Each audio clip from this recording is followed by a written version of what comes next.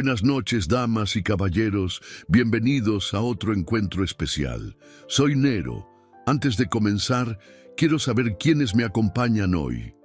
Comenten desde dónde están viendo y qué hora es por allá. Bueno, vayamos con el primer relato.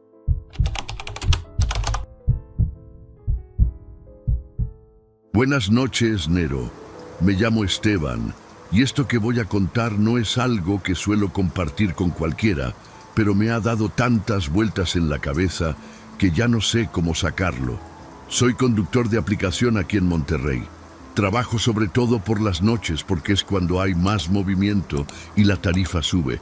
Esa madrugada era como cualquier otra, con el mismo cansancio encima, los mismos trayectos repetidos, hasta que acepté un viaje que rompió con todo. El punto de recogida era un cruce al sur de la ciudad, por donde casi no pasan coches a esas horas. No había ni un solo foco encendido. Todo estaba completamente a oscuras, salvo por el brillo de mi pantalla que me guiaba hacia la ubicación exacta. Cuando llegué, frené y esperé. Iba a cancelar el viaje porque no veía a nadie, pero justo en ese momento apareció una mujer saliendo de la penumbra. Llevaba un vestido largo, negro, como de tela vieja. No dijo mucho, solo abrió la puerta trasera y subió. Lo único que alcanzó a decir fue: «Sigue derecho». Su voz era baja, casi como un susurro, pero clara. No me miró ni una sola vez. Desde que se sentó, se quedó viendo por la ventana del lado derecho, inmóvil. A mí me pareció raro, pero ya he tenido pasajeros raros antes, así que no quise hacerme ideas. Le pregunté a dónde exactamente quería ir, pero no contestó. Solo seguía viendo hacia afuera, como si estuviera buscando algo. Me incomodó un poco, la verdad. Mientras avanzaba por calles cada vez más solas, me empecé a poner nervioso. Pasamos por avenidas que usualmente están transitadas, pero esa noche todo estaba vacío. Ni un coche, ni una persona caminando. Solo nosotros. Me fijé por el retrovisor y ella seguía igual, sin moverse. Llegamos a una calle estrecha que ya reconocía. Era una zona de bodegas viejas, algunas en ruinas. Ahí nunca hay nada abierto, ni siquiera de día. Fue justo ahí donde la escuché decir algo más. Muy bajito, como si hablara para sí misma. «Aquí me dejaron». Me quedé congelado unos segundos.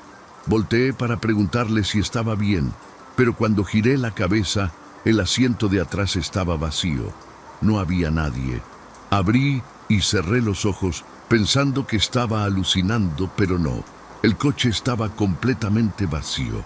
Lo único que quedó fue una pulsera sucia, como enterrada, llena de tierra seca, justo en donde ella había estado sentada. Me quedé varios minutos con el coche en alto, sin saber qué hacer. Agarré la pulsera con 2 dedos, con asco y curiosidad al mismo tiempo. Era una de esas pulseras artesanales de hilo rojo y cuentas negras, como las que a veces venden en los tianguis, pero estaba tan llena de tierra y tan desgastada que parecía haber estado enterrada mucho tiempo. Lo que más me sacó de onda fue que olía raro, como a humedad, como a algo que llevaba mucho sin ver la luz. No había manera lógica de que esa mujer simplemente se hubiera bajado sin que yo lo notara. No escuché la puerta abrirse ni cerrarse, no sentí movimiento. Me bajé del coche, di vueltas buscándola con la linterna del celular. Nada. Solo paredes grafiteadas, el viento soplando entre las rendijas oxidadas de las bodegas y un silencio denso que me calaba los oídos. Sentí un escalofrío que me recorrió desde el cuello hasta los tobillos. Me subí otra vez, cerré los seguros y arranqué lo más rápido que pude. No podía dejar de pensar en lo que pasó. Estaba seguro de que no lo imaginé. No fue un sueño, no estaba dormido.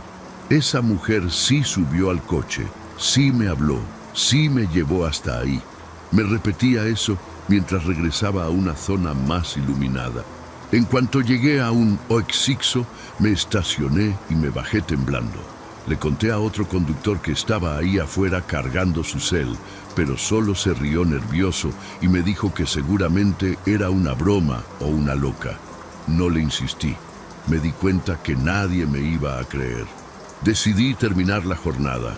Me fui directo a mi casa, con la pulsera todavía en el portavasos del coche. No tenía idea de qué hacer con ella. Pensé en tirarla, pero algo me detenía. Había algo raro en ella, como si estuviera cargada de algo que no entendía. Esa madrugada no dormí. Solo pensaba en esa mirada perdida de la mujer, en cómo desapareció sin dejar rastro, en el silencio de esa calle. Me sentía sucio, como si hubiera llevado algo conmigo sin querer. A la mañana siguiente, encendí la tele sin pensar mucho y me puse a preparar café. Estaba en el noticiero local. En la pantalla apareció justo el lugar donde había estado la madrugada anterior, las bodegas. El reportero decía que vecinos habían llamado a las autoridades por un olor muy fuerte y que al revisar una de las bodegas abandonadas encontraron restos humanos. No lo podía creer. Era exactamente donde ella me había dicho, aquí me dejaron. Se me cayó la taza del café al suelo. No reaccioné en el momento. Solo me quedé ahí, parado frente a la tele, como si no pudiera moverme.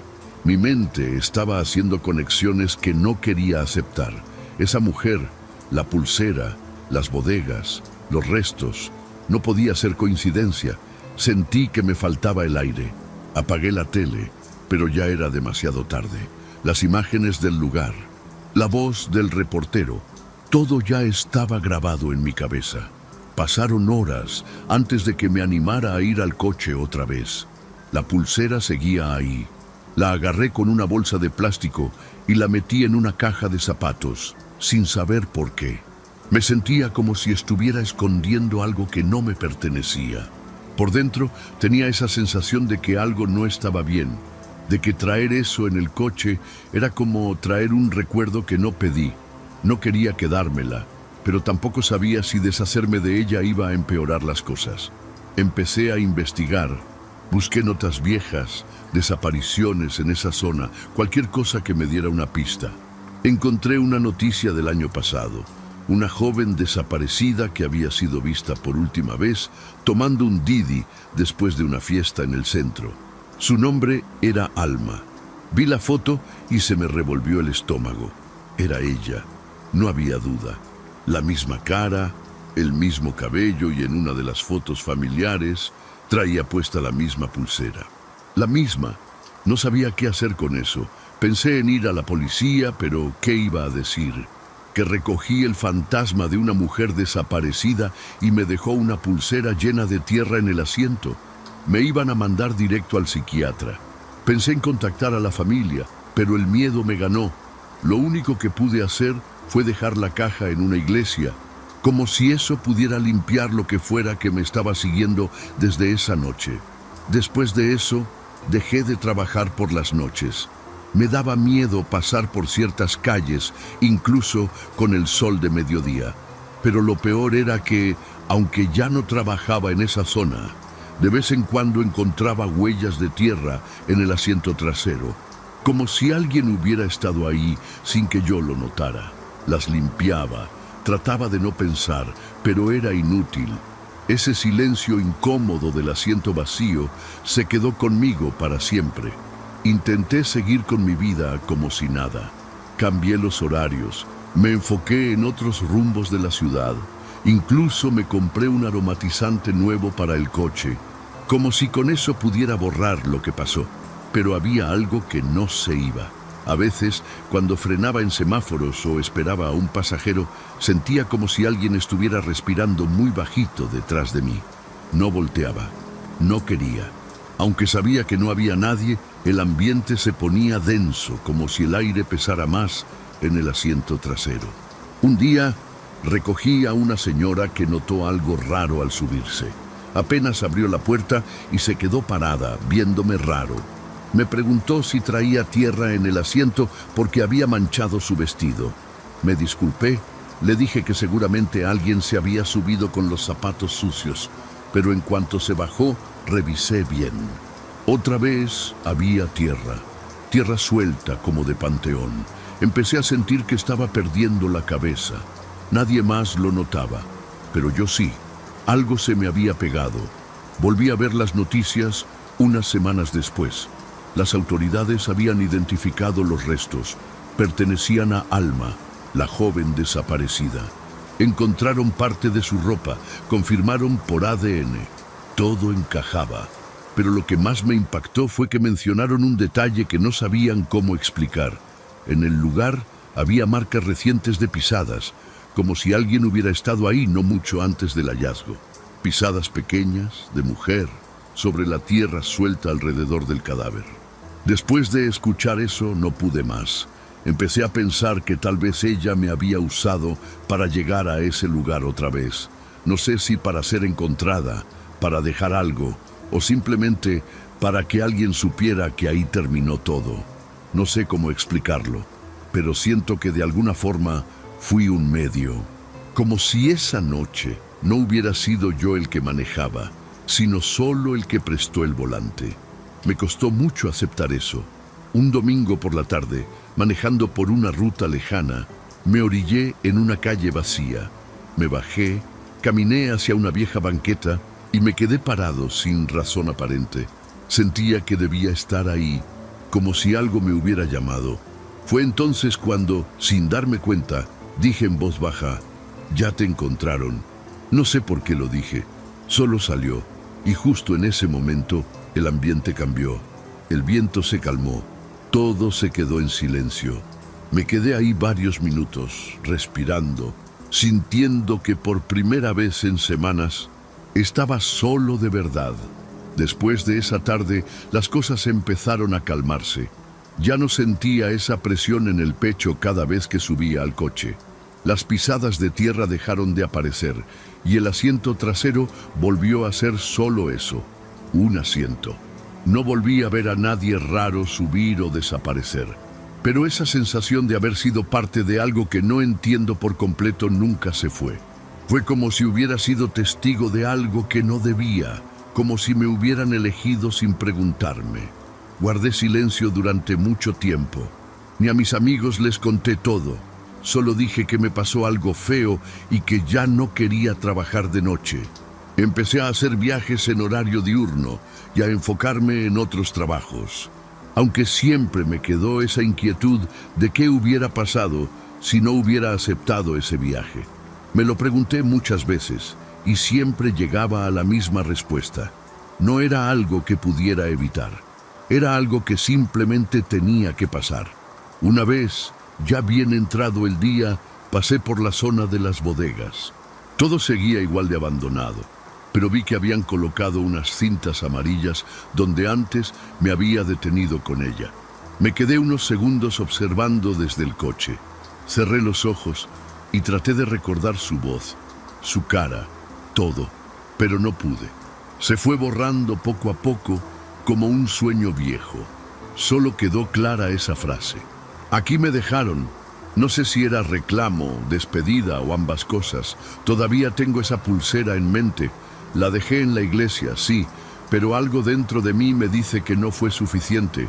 A veces sueño que alguien la recoge, que alguien más vuelve a escuchar la misma voz. Me despierto sudando, con el corazón acelerado.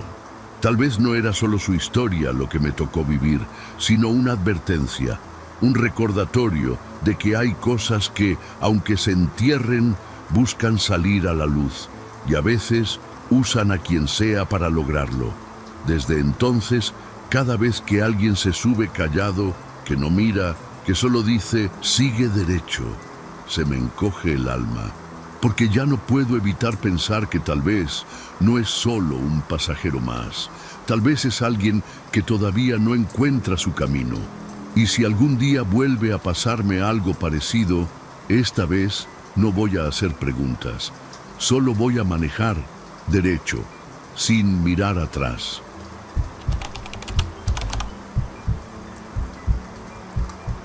¿Qué onda, Nero?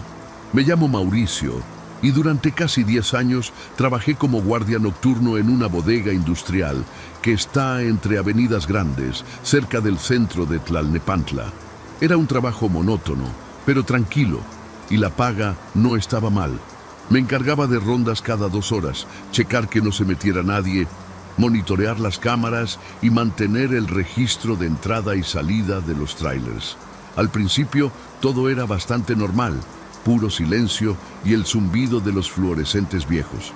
Pero con el tiempo empecé a notar cosas raras, cosas que la neta preferiría no haber visto. Todo comenzó con la báscula de carga.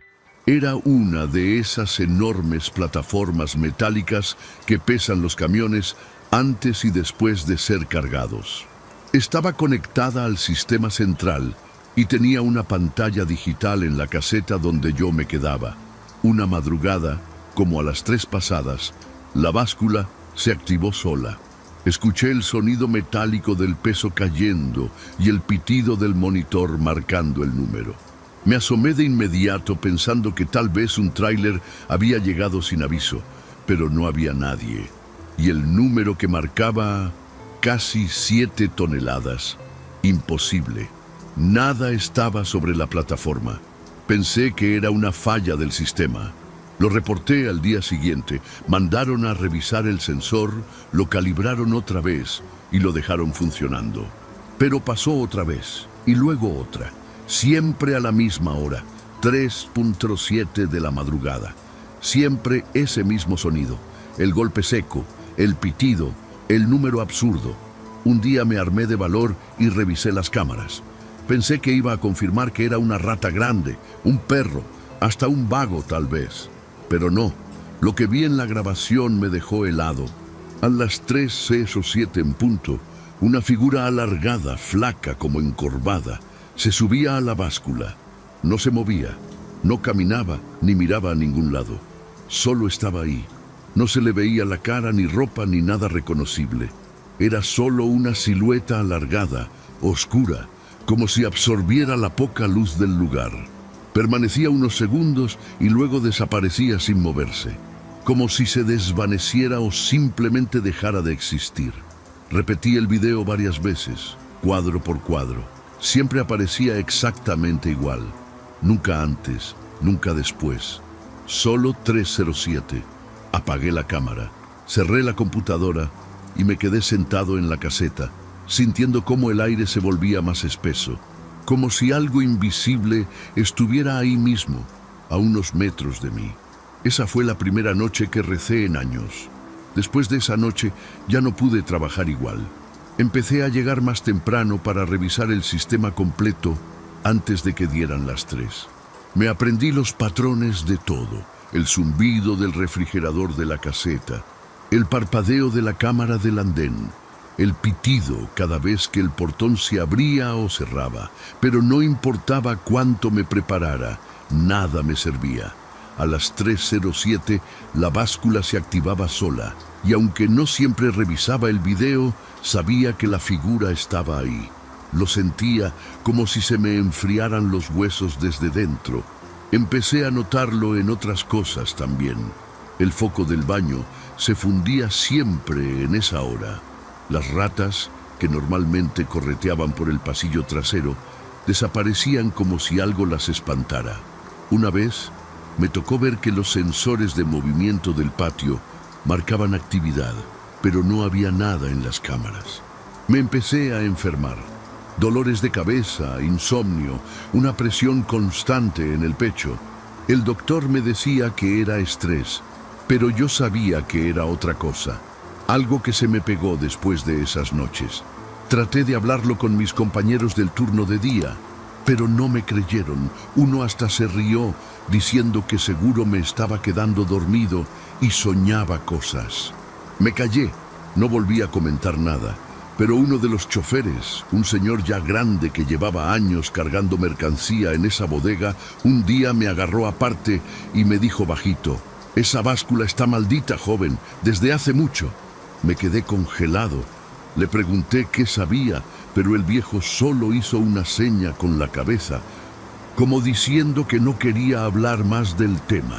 Lo vi irse en su camión, serio, sin voltear atrás.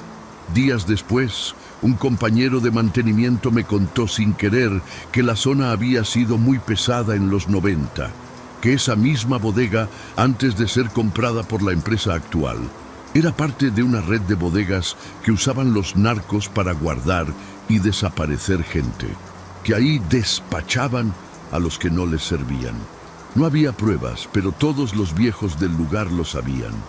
Me lo dijo como si fuera un chisme, algo lejano, pero yo ya sabía que no era cualquier historia. Algo de eso se había quedado ahí. Intenté pedir mi cambio a otra sede, pero no había vacantes. Y la verdad tampoco quería dejar el trabajo de la noche. Me daba miedo, sí, pero también me tenía atrapado. Algo me jalaba a quedarme. Empecé a tomar café más cargado, a llevarme estampitas religiosas. Hasta me puse una medallita de San Benito que mi mamá me había dado hacía años. La traía colgada debajo del uniforme.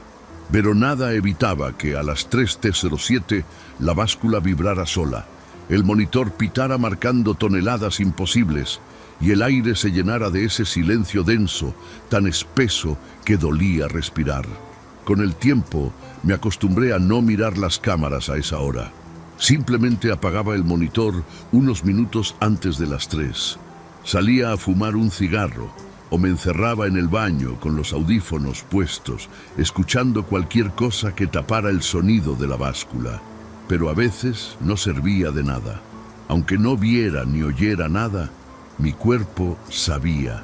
La presión en el pecho, el sudor frío, ese picor en la nuca como si alguien me observara. Todo seguía ahí. Era como una alarma interna que me avisaba que ya venía. Una noche, después de semanas sin mirar la grabación, cometí el error de hacerlo otra vez. Tenía curiosidad, morbo, no sé. Le di play justo a las 3:07. Lo mismo de siempre. La figura alargada subía a la plataforma, se quedaba quieta y luego desaparecía. Pero esa vez algo cambió. Justo antes de desvanecerse, la figura giró la cabeza. No había rostro, no había ojos ni boca, solo una mancha oscura que se volteó en dirección a la cámara, como si supiera que yo la estaba viendo. Sentí que me desmayaba. Corrí al baño a vomitar, me temblaban las piernas.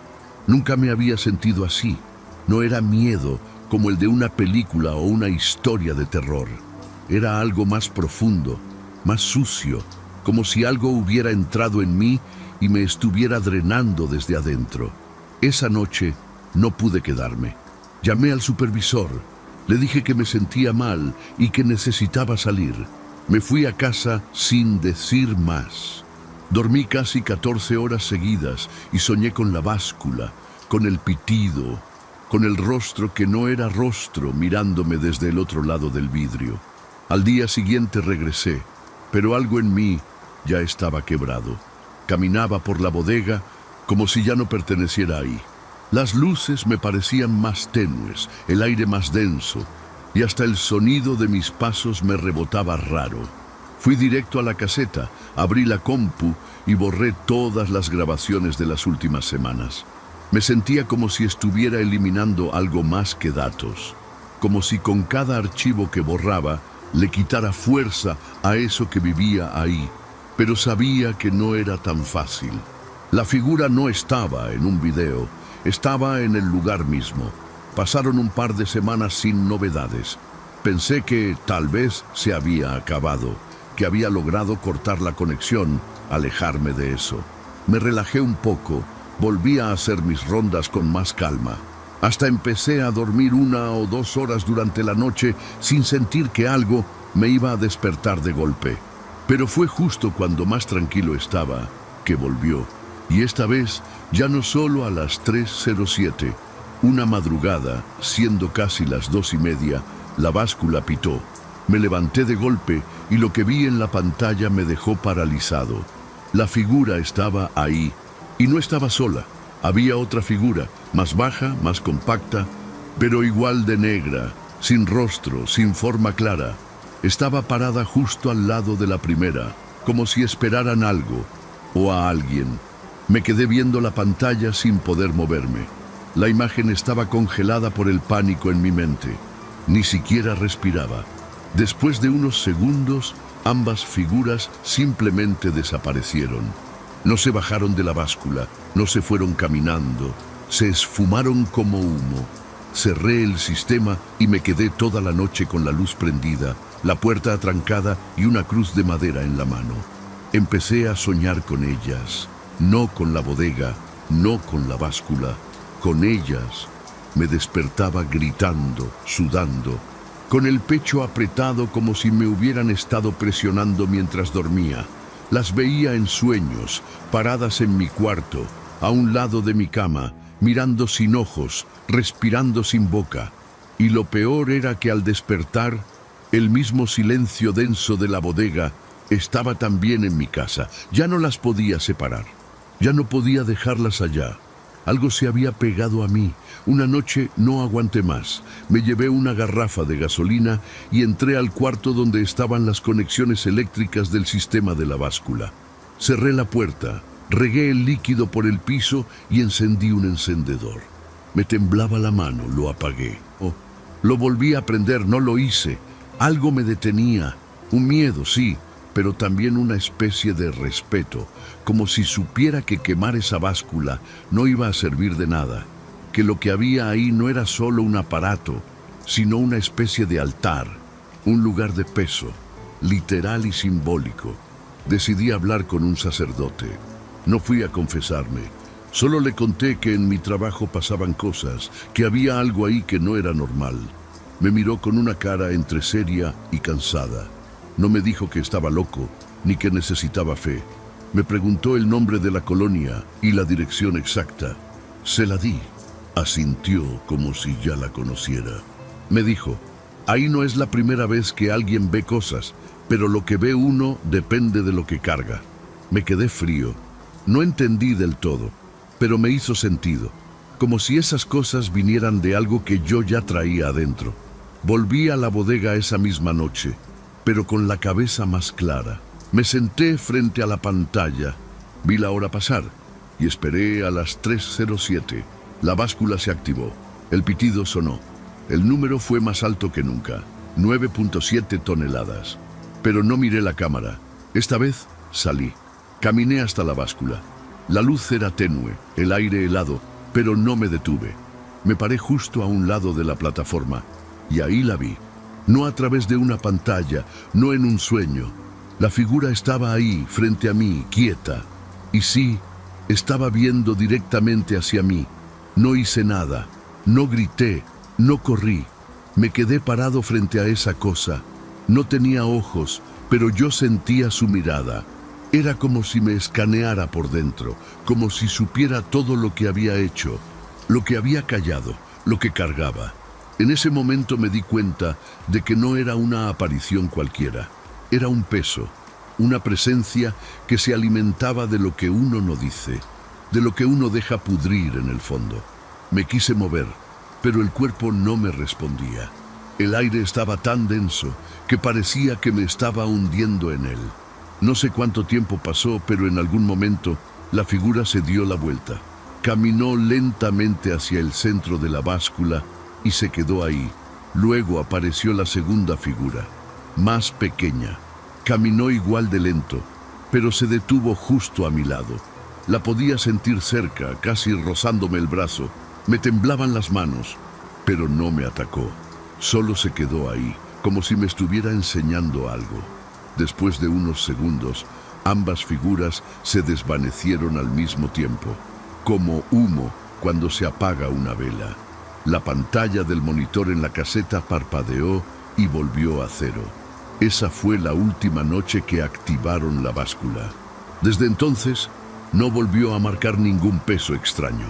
Las cámaras dejaron de captar siluetas y los sensores de movimiento se comportaron normal. El foco del baño ya no se fundía. Todo se sentía distinto, no más ligero, pero sí más en paz.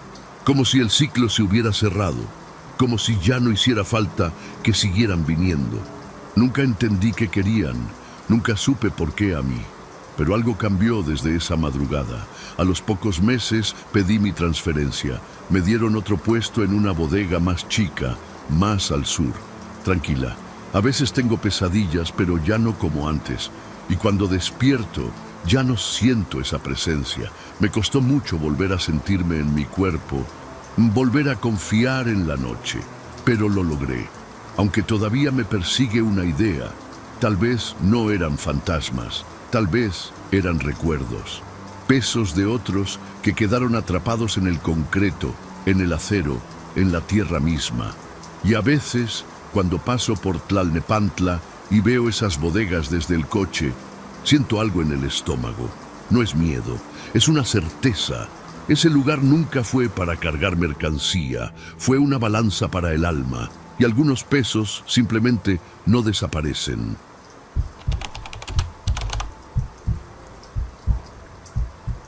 Hola, Nero. Me llamo Gabriela y esta historia no es algo que suelo contar. No porque no me crean, sino porque a veces ni yo sé cómo explicarla sin que parezca que estoy inventando cosas. Viví sola durante casi 2 años en un departamento viejo en el centro de Guadalajara, en una de esas construcciones de los años 40 que sobreviven entre edificios nuevos y tiendas de conveniencia. El lugar era amplio, con techos altos y ventanas grandes, pero desde el primer día sentí que algo no estaba del todo bien. No era miedo como tal, era más bien una incomodidad constante, como cuando entras a un cuarto y sientes que alguien acaba de salir corriendo. Desde los primeros meses noté un sonido raro en las paredes, como si cayera agua por dentro. Al principio pensé que era una tubería con fuga, así que llamé a un plomero, luego a otro y otro. Ninguno encontraba nada. Me decían que todo estaba bien, que no había humedad ni filtraciones, que seguramente era eco o ruido del edificio. Pero yo escuchaba el sonido cada noche, en el mismo punto del pasillo que daba al baño. Era como si algo goteara constantemente, aunque nunca encontré charcos, manchas, ni nada que lo explicara. Me acostumbré a dormir con audífonos para no escucharlo. Pasaron semanas y el sonido se volvió parte de mi rutina. Pero luego empezó a oler raro, sobre todo en las noches. Era un olor como a tierra mojada, mezclado con algo más metálico, como sangre seca. Lo primero que pensé fue que algún animal se había muerto dentro de una pared o en el falso techo del baño, pero tampoco encontré nada. Revisé coladeras, rejillas, incluso abrí una parte del plafón con ayuda de un amigo, pero estaba todo seco. Sin embargo, el olor seguía ahí, siempre al caer la noche, impregnando el aire como si alguien lo echara con una cubeta. Fue una noche de septiembre cuando vi por primera vez la silueta. Me estaba lavando los dientes y levanté la mirada hacia el espejo. Por alguna razón miré hacia arriba, al techo, y ahí estaba. Justo donde el plafón se unía con el muro, había una mancha oscura como humedad. Pero la forma no era amorfa, tenía una figura. Parecía una mujer agachada, como encorvada, con los brazos pegados al pecho. Pensé que me estaba volviendo loca. Cerré el grifo, salí corriendo del baño y no volví a entrar hasta la mañana siguiente. Cuando regresé, ya no estaba. Después de eso empecé a evitar el baño por completo. Me bañaba rápido, sin cerrar la puerta, y evitaba usar el espejo. La mancha aparecía solo de noche, siempre en la misma posición. Intenté tomarle una foto con el celular, pero nunca salía nada claro. Una noche decidí quedarme despierta hasta tarde, sentada en la sala con todas las luces apagadas, solo para ver si lograba entender qué estaba pasando. Alrededor de las 3 de la mañana, el sonido del agua volvió, más fuerte que nunca, y el olor era tan denso que me daban arcadas, como si algo podrido estuviera empapando las paredes. Esa madrugada no pude dormir. Me quedé sentada en el sofá, con una cobija hasta el cuello, sintiendo cómo la humedad parecía filtrarse desde el techo hasta mis huesos. El sonido del agua ya no era solo un goteo, era como si corriera una corriente por dentro de la pared. En algún momento me levanté y caminé hasta el baño, con el celular en la mano como linterna. El olor era insoportable.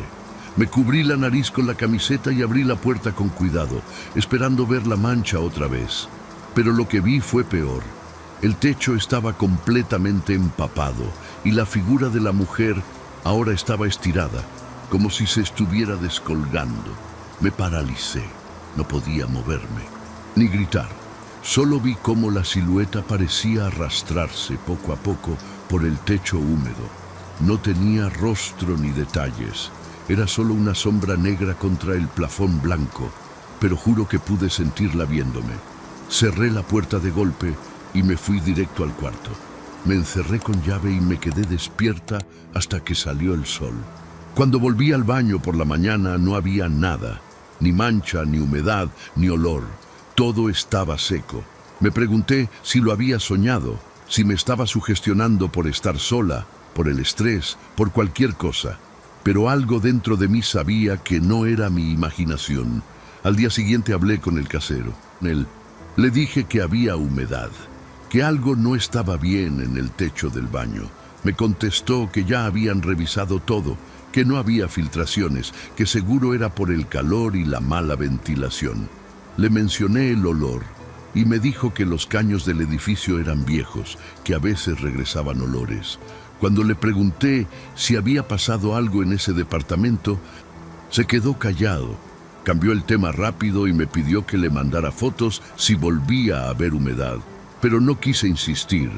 Algo en su voz me dio desconfianza, como si supiera más de lo que estaba dispuesto a decir. Esa semana no volví a dormir bien. Empecé a soñar con agua oscura, con mujeres sin cara agachadas en rincones oscuros. Una noche desperté empapada en sudor, segura de que alguien había caminado dentro de mi cuarto. Revisé todo, cerraduras, ventanas, nada estaba forzado, pero el aire estaba pesado, como si alguien acabara de salir. Empecé a dejar las luces encendidas por la noche. Me volví paranoica, tensa. Bajaba las escaleras siempre con prisa. Salía de casa solo por lo necesario. Cada que regresaba, me detenía unos segundos en la puerta, como si necesitara prepararme para entrar. El colmo llegó un viernes. Estaba en el baño, lavándome la cara. Cerré los ojos solo unos segundos y cuando los abrí, el lavabo estaba lleno de agua rojiza, espesa, con un olor insoportable a óxido y a sangre vieja. Grité, salí corriendo del baño, dejé la llave abierta, llamé a una amiga para que viniera. Cuando llegó, ya no había nada. El agua estaba clara. Me miró raro, como si estuviera exagerando, como si lo hubiera imaginado. Me sentí completamente sola. Esa noche dormí con la luz del pasillo encendida y una silla trabando la puerta del cuarto. Sabía que tenía que salirme de ahí, pero aún no sabía cómo hacerlo. Al día siguiente empacaba algunas cosas cuando escuché que alguien tocaba la puerta. Eran los vecinos del departamento de al lado, una pareja de señores mayores que apenas y saludaban cuando coincidíamos en el pasillo. Me preguntaron si todo estaba bien, que habían escuchado ruidos raros durante la noche. Les dije que no estaba segura, que pasaban cosas extrañas, pero no quise entrar en detalles. Fue entonces cuando la señora, después de mirar a su esposo con duda, me dijo algo que me heló la sangre. En ese departamento desapareció una muchacha hace años. Nunca supieron qué le pasó. Sentí que me quedaba sin aire. Les pedí que me contaran más y aunque al principio dudaron, terminaron diciéndome que la inquilina de antes también vivía sola, que era callada, reservada. Un día dejó de contestar el teléfono, no fue a trabajar y cuando entraron a buscarla, ya no estaba. No había señales de violencia ni desorden, nada.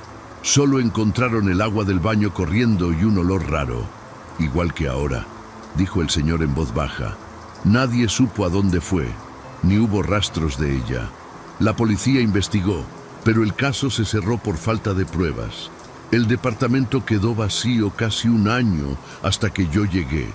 Después de eso, ya no pude quedarme ni un minuto más sola en ese lugar. Dormí en casa de una amiga ese fin de semana y comencé a buscar otro lugar de inmediato. Pero mientras más trataba de alejarme del departamento, más presente lo sentía. Soñaba con el baño, con la figura agachada en el techo, con la sensación de humedad pegándose en la piel. Una noche incluso soñé que abría la llave del lavabo y no salía agua, sino una mezcla espesa de lodo y cabellos largos, negros, que se enredaban en mis manos. Me desperté gritando. Mi amiga ya no quería que me quedara más tiempo con ella. Decía que la estaba contagiando de mi mala energía. Volví una última vez al departamento a recoger lo que me faltaba. Fui durante el día, con el sol alto, pensando que todo sería más fácil. Entré con la nariz tapada, sin mirar al baño. Agarré mis cosas rápido, sin apagar la música que traía en el celular. Pero justo cuando estaba por salir, el agua del lavabo comenzó a correr sola. Me congelé. El sonido era fuerte, como si todas las tuberías se abrieran al mismo tiempo. Me acerqué al baño, empujada por una mezcla de miedo y rabia, como si necesitara enfrentar lo que fuera que estuviera ahí. Abrí la puerta y vi el lavabo desbordándose con ese líquido rojo, denso, casi negro, y el techo estaba completamente manchado. La figura ya no era una silueta borrosa, era nítida. Era una mujer agachada, con la cara pegada al pecho, el cabello cubriéndole todo. Goteaba desde ella como si estuviera hecha de agua, pero no agua limpia, sino esa mezcla asquerosa que olía a podrido. No me moví, ni siquiera grité. Me quedé mirándola por lo que parecieron minutos enteros, hasta que empezó a levantar la cabeza. Antes de que viera su rostro, cerré la puerta de golpe, salí corriendo, dejé la llave puesta por dentro y no volví jamás. Después de eso, no regresé nunca más al departamento. Dejé muebles, ropa, papeles, todo. Me importaba un carajo. Le escribí al casero que no pensaba volver, que podía quedarse con lo que hubiera ahí. Me contestó con un mensaje seco, solo diciendo que lo lamentaba. Durante semanas tuve pesadillas. Algunas noches despertaba empapada en sudor, sintiendo que el colchón estaba mojado, como si hubiera dormido sobre un charco. En otras, soñaba que el techo se abría encima de mí y caía esa mujer. En silencio, como si se disolviera en el aire justo antes de tocarme. Empecé a tenerle miedo al agua. Cerraba la llave del lavabo con fuerza, revisaba la regadera antes de entrar. Sentía que, si me descuidaba, iba a volver a verla. Un día, pasé por la calle del edificio. No fue planeado, simplemente me agarró de sorpresa al doblar la esquina. Lo vi desde el coche y me detuve unos segundos. El ventanal de mi ex departamento estaba abierto. No sé si alguien ya se había mudado o si lo tenían en mantenimiento, pero lo extraño fue que, desde la calle, se alcanzaba a ver el reflejo de algo en el cristal, una mancha oscura justo en el mismo punto del techo donde solía aparecer. Aceleré sin pensarlo, con las manos sudando sobre el volante. Esa noche no pude dormir. Volvieron los olores, aunque no había razón. Volvieron los ruidos, pero ahora no estaban en el departamento, estaban en mí. Comencé a investigar. No porque quisiera respuestas, sino porque sentía que de alguna forma necesitaba entender qué era eso. Fui a la hemeroteca, busqué en archivos locales, encontré una nota chiquita, mal redactada, con la foto de una mujer joven desaparecida. Decía que vivía en el mismo edificio. Nunca la encontraron. El apellido coincidía con el que vi una vez en una carta vieja que estaba en un cajón del baño. En cuando recién me mudé, nadie se tomó la molestia de investigar más. Solo era otra persona desaparecida en una ciudad que no deja de tragarse a su gente. Me sentí impotente, como si el peso de su silencio ahora estuviera colgado sobre mis hombros. Intenté hablar con un sacerdote. No soy religiosa, pero pensé que quizá necesitaba una especie de limpieza o algo por el estilo. Me escuchó con atención, sin burlarse, y me dijo algo que se me quedó clavado. A veces las almas no descansan porque nadie las reconoce. Me fui de ahí sin saber qué hacer con eso. Pero esa frase me perseguía cada vez que me miraba al espejo, cada vez que abría una llave de agua. Era como si lo que vi en ese departamento no fuera un fantasma en el sentido clásico, sino una presencia atrapada, congelada en un momento de dolor tan fuerte que había dejado una huella imborrable. No sé si era ella quien se aparecía o solo una manifestación de todo lo que sufrió. Pero su forma agachada, ese cuerpo como hecho de humedad podrida, ese silencio cargado de angustia, se quedó grabado en mí. Cada vez que pienso en ella, siento un nudo en el estómago, como si algo me dijera que todavía no termina. Pero no porque quiera seguir apareciéndose, sino porque hay algo que quedó inconcluso, algo que no se resolvió.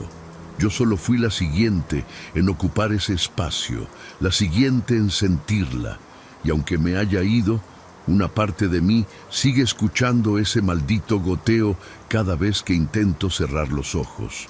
Unos meses después, decidí volver al edificio, no a entrar, solo a verlo de lejos. Quería asegurarme de que ya no me afectaba, de que todo eso había quedado atrás. Fui de día con el sol en lo alto y gente caminando por la acera. Me paré frente al portón oxidado, ese que siempre se atoraba un poco al abrir. El edificio seguía igual, paredes manchadas, ventanas viejas, el zumbido de los transformadores arriba, pero había algo distinto. No sé cómo explicarlo. El aire ya no olía a humedad. Era como si el lugar estuviera quieto, sin esa sensación pegajosa, sin ese malestar que me apretaba el pecho cada vez que lo veía. Un vecino que salía del edificio me reconoció. Era un chavo joven que vivía en el piso de arriba. Me preguntó si era la muchacha que se había ido de repente. Le dije que sí, sin dar más explicaciones. Me dijo que ya había otra persona viviendo en ese departamento, que no se había quejado de nada, que no se escuchaban ruidos, ni olores, ni cosas raras. Me quedé helada. Le agradecí y me fui, caminando lento, sin voltear atrás. Todo ese camino me pregunté por qué a mí me tocó ver lo que nadie más había visto. ¿Por qué justo en ese tiempo, en ese espacio, algo decidió manifestarse? Esa noche dormí por primera vez sin despertarme sudando, sin pesadillas. Fue como si, al saber que alguien más estaba ocupando ese lugar y que no había vuelto a pasar nada, algo dentro de mí se soltara. No sé si lo que vi fue real, si fue una mezcla de sugestión, trauma y soledad, pero sé que lo sentí, que lo viví, que todavía cuando cierro los ojos puedo recordar el sonido del agua corriendo dentro de la pared, el olor a sangre vieja, el peso invisible que se metía en el pecho. Y lo más claro de todo, esa figura agachada, goteando silencio desde el techo. Con el tiempo dejé de tenerle miedo al agua, pero aún hoy, cada que escucho un goteo en una casa ajena, mi cuerpo reacciona solo. Me detengo, respiro hondo, reviso de dónde viene. Y aunque ya no veo sombras, aunque ya no hay manchas en los techos, hay algo que nunca se va por completo.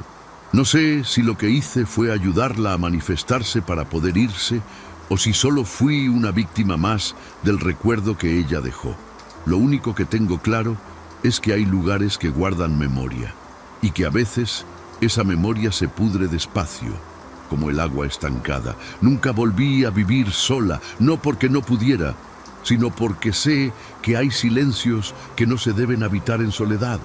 Algunos ecos, una vez que los escuchas, te siguen para siempre. Y por más lejos que estés, en el momento más inesperado, vuelve a gotear.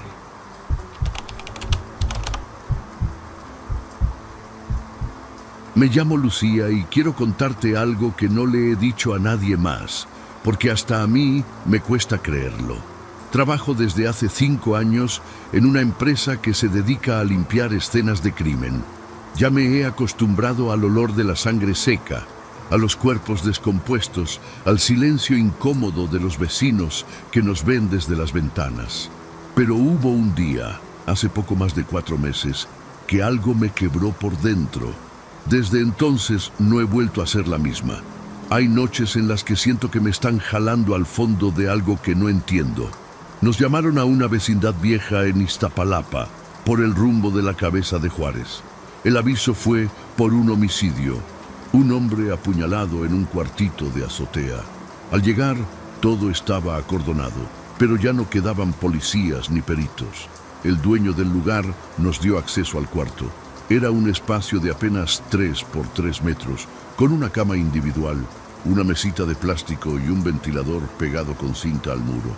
Las paredes estaban llenas de manchas oscuras y salpicaduras gruesas de sangre. Hasta ahí, todo dentro de lo normal para nosotros. Mientras mi compañero y yo recogíamos la ropa, limpiábamos los coágulos del piso y rociábamos químicos en las paredes, algo me llamó la atención.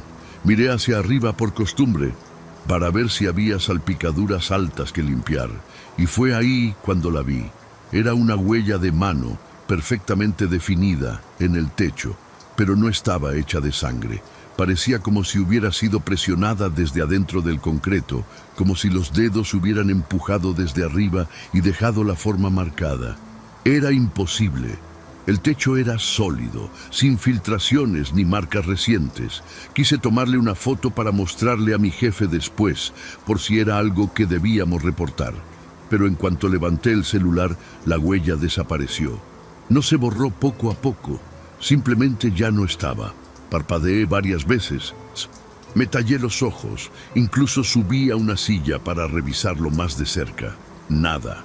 Mi compañero me preguntó si todo bien. Le dije que sí. No quise sonar loca. Terminamos la limpieza en menos de 1 hora más y nos fuimos. Me hice la fuerte, pero desde ese día algo cambió. La primera pesadilla llegó esa misma noche. Soñé que estaba dentro de una habitación sin puertas ni ventanas. Las paredes eran de concreto húmedo, frías, y había un olor muy parecido al que queda después de limpiar sangre con cloro. El techo estaba tan bajo que podía tocarlo con la cabeza. Y de pronto empezaron a salir manos de todas partes. Algunas salían del techo, otras de las paredes, otras del mismo piso. Me jalaban los brazos, las piernas, el cuello. Desperté gritando y empapada en sudor. Lo peor fue que al encender la luz, vi que tenía marcas rojas en los brazos, como si me hubieran sujetado con fuerza. Al principio quise pensar que eran coincidencias, que la marca en el techo fue una ilusión óptica, que las pesadillas eran por el estrés del trabajo, y que las marcas en mis brazos me las hice sin darme cuenta mientras dormía. Pero conforme pasaron los días, todo se fue volviendo más intenso. Las pesadillas se repetían casi cada noche y cada vez duraban más. Siempre era el mismo cuarto, sin puertas, sin ventanas, con humedad escurriendo por las paredes y un zumbido constante, como si hubiera electricidad en el aire. Las manos ya no solo me jalaban, ahora me empujaban contra el suelo, me cubrían la boca. Sentía sus uñas en mi piel. Fui al médico, le mostré las marcas y me recetó una pomada para dermatitis por estrés. Me recomendó dormir mejor, tomar menos café y alejarme de situaciones que me alteraran. No le conté lo de las pesadillas. Me dio pena. Pensé en hablar con mi jefa para pedirle que me mandara solo a limpiezas de casas o de hospitales, no a escenas violentas. Pero no lo hice. No quería que pensaran que ya no aguantaba. Uno tiene que tragar mucha mierda en este trabajo, y si demuestras debilidad, te bajan. Así que seguí yendo a todas las limpiezas que me tocaban. Pero hubo un caso, unos días después, que me volvió a romper. Nos llamaron a otro departamento en la misma colonia, también por un asesinato. Esta vez era una mujer que murió apuñalada en la cocina. Cuando entré, me dio un escalofrío inmediato. No por el cuerpo que ya se habían llevado, ni por la sangre en las paredes, sino por el aire. Estaba pesado, como si algo estuviera encerrado ahí, respirando contigo.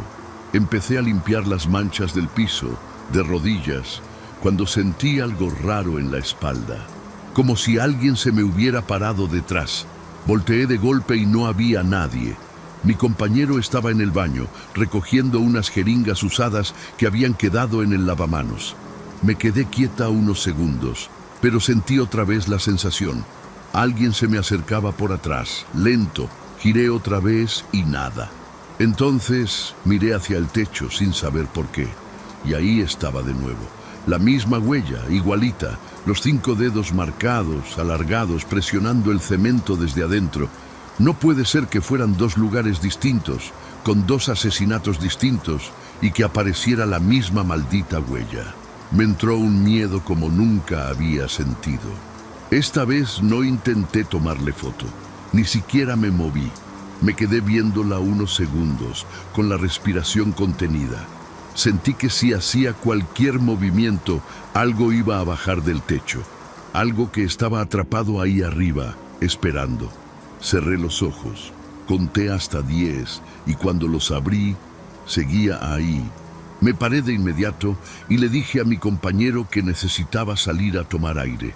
Me senté afuera, junto a unas macetas secas, y me quedé ahí hasta que terminaron. Esa noche, la pesadilla cambió. Ahora yo estaba sentada en una esquina del cuarto sin puertas, viendo cómo las manos salían una por una y se arrastraban por el piso hacia mí. Después de esa segunda aparición, empecé a hacer algo que antes nunca hacía: rezar. No soy religiosa, ni tengo santos en mi casa, pero cada noche, antes de dormir, repetía una oración que me enseñó mi abuela cuando era niña. Me aferraba a eso como quien se agarra de una cuerda en la oscuridad. Aún así, las pesadillas siguieron y las marcas en mi piel se hicieron más intensas. Una vez desperté con moretones en los muslos, otra con arañazos cruzando la espalda baja. Pensé en poner cámaras en mi cuarto, pero no quería ver lo que podría grabarse. Parte de mí no quería confirmar que algo invisible me estaba tocando mientras dormía. Una tarde me fui a encerrar al archivo de la empresa. Teníamos cajas llenas de informes viejos, reportes forenses, fotografías de escenas de crimen pasadas. Busqué el caso del cuartito en la azotea. Me tomó casi 2 horas encontrarlo, porque el sistema está todo desorganizado. Cuando por fin hallé el expediente, lo hojeé rápido, buscando cualquier detalle que me dijera que no estaba loca. El muerto se llamaba Ramón Ito, 39 años. Según el informe, fue asesinado con más de 30 puñaladas. El dato que me detuvo el corazón fue otro. El homicida, al ser detenido, dijo que lo hizo porque el techo le habló. Volví a leer esa frase varias veces. El techo le habló. Lo decía el acta del interrogatorio inicial. No entraron en más detalles, solo anotaron que el tipo estaba drogado y decía que algo desde el techo le ordenaba matar. Nadie lo tomó en serio. En los reportes médicos mencionan que tenía antecedentes de esquizofrenia y consumo crónico de solventes. Pero, ¿y si no estaba tan loco? ¿Y si eso que yo vi lo había visto él antes? Cerré la carpeta y la guardé de nuevo. Ya no sabía si lo que me estaba pasando era algo psicológico o si realmente había algo allá afuera, o encima de mí, mejor dicho. Esa noche no pude dormir. Me senté en el borde de la cama, con todas las luces prendidas. Miraba el techo cada 2 minutos, esperando que apareciera esa mano. A las 3 de la mañana, sin darme cuenta, me quedé dormida sentada y soñé con el cuarto de nuevo. Pero esta vez yo no estaba sola. En una de las esquinas había alguien más, agachado con la cabeza entre las piernas. Me acerqué. Era Ramón, el hombre asesinado. Lo reconocí por las fotos del archivo. Levantó la cara, me miró con los ojos rojos de tanto llorar y me dijo algo que no voy a olvidar. Tú también lo escuchaste, ¿verdad? Ya está contigo. Desperté llorando. No gritando, no jadeando, llorando, como si de verdad hubiera sentido algo profundo, algo que se había conectado entre ese cuarto de la pesadilla y mi cabeza. Me miré al espejo y tenía el cuello rojo, con marcas en forma de dedos, marcas que no estaban antes de dormir. Fui al baño, me eché agua en la cara Me recargué en el lavamanos y cuando levanté la vista, detrás de mí, en el reflejo del azulejo sobre el espejo, se marcó una huella de mano. Por dentro, como si alguien la hubiera dejado desde el otro lado de la pared. Después de esa noche, tomé la decisión de no volver a entrar sola a ninguna escena. Lo hablé con mi jefa, le dije que estaba teniendo ataques de ansiedad, que me sentía inestable. No le conté los detalles, pero aceptó darme un tiempo lejos de los casos más violentos. Me asignaron trabajos de limpieza común en clínicas privadas y consultorios, pero aún así, las pesadillas no se fueron. Incluso sin sangre, incluso sin violencia, el mismo cuarto aparecía cada vez que cerraba los ojos. A veces cambiaba de forma, se hacía más pequeño, otras más largo como un pasillo. Pero las manos siempre estaban ahí, y cada vez eran más rápidas. Pensé en renunciar, irme de la ciudad, cambiar de vida por completo, pero no tenía a dónde ir, no tengo familia cercana, y este trabajo, por jodido que sea, es lo único que me ha dado para comer. Un día, mi compañero, el mismo que estuvo conmigo en las 2 escenas donde vi la huella, me preguntó si yo también estaba teniendo sueños raros. Me lo dijo casi en broma, mientras cargábamos una caja de guantes. Le respondí que sí. No dijimos más. Solo nos quedamos callados un momento. En su mirada noté el mismo miedo que yo tenía. Eso me confirmó que no era solo cosa mía. Quise volver al cuartito de la azotea. Algo dentro de mí me decía que necesitaba regresar, como si hubiera dejado una parte allá arriba. Le pedí al dueño de la vecindad que me dejara subir. Le inventé que había perdido una herramienta durante la limpieza. Subí sola. La puerta estaba cerrada con un candado viejo que forzaron después del crimen. La abrí y entré despacio. El lugar ya no tenía muebles, solo quedaban manchas secas en el suelo. El techo, igual de gris, igual de opresivo. Me paré justo debajo de donde vi la huella la primera vez. Miré hacia arriba y esperé. No pasó nada durante varios minutos, pero justo cuando iba a darme la vuelta para irme, sentí una gota caerme en la frente. Me limpié rápido. Era agua o algo parecido. Miré al techo y vi que se empezaba a humedecer justo donde antes estaba la marca.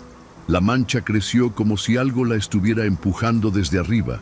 Y entonces, otra vez, la huella. Pero esta vez más profunda, más marcada. Como si una mano entera estuviera empujando el concreto, queriendo atravesarlo. Di un paso atrás y sentí un crujido en el piso. Algo se movía abajo también. Me congelé. Escuché un murmullo, como un susurro, muy bajo, saliendo de la propia pared. Salí corriendo, bajé las escaleras casi rodando. El dueño me gritó algo, pero no lo escuché bien. No paré hasta llegar a la calle. Me subí al primer taxi que pasó, sin importar a dónde fuera. Esa noche dormí en casa de una prima. No quería estar sola, pero ni así descansé. En el sueño ya no había cuarto, era solo techo. Un techo que se extendía como una piel infinita, y desde cada punto salían manos que se movían lento, buscando algo. Me arrastraban por esa superficie como si me fueran a absorber dentro de ella. Me desperté con un sabor a óxido en la boca y los brazos llenos de lodo seco. En serio, lodo. Después de esa última vez, tomé medidas más drásticas. Fui con una señora que vive por el rumbo de la Merced, que dicen que cura el mal aire y hace limpias. No soy de creer en esas cosas, pero ya no tenía otra opción. Le llevé una prenda mía, le conté lo mínimo y me dijo, sin que yo le explicara nada, que lo que traía pegado no era de este lado. Me limpió con huevo, hierbas, copal y al final me amarró una pulsera roja con un ojo de vidrio. Me dijo que no la soltara ni para bañarme. Las pesadillas se detuvieron por un tiempo, no por completo, pero sí bajaron de intensidad. Pude dormir, aunque todavía con sobresaltos. Aún así, seguía sintiendo que algo me vigilaba desde arriba. Ya no veía huellas, pero a veces escuchaba pequeños crujidos en el techo de mi casa, como si alguien caminara en puntas de pie muy despacio. En una ocasión subí a la azotea para revisar y encontré un charco sin explicación justo encima de mi recámara. No había llovido en días. El agua estaba turbia y tenía un olor metálico. No volví a subir.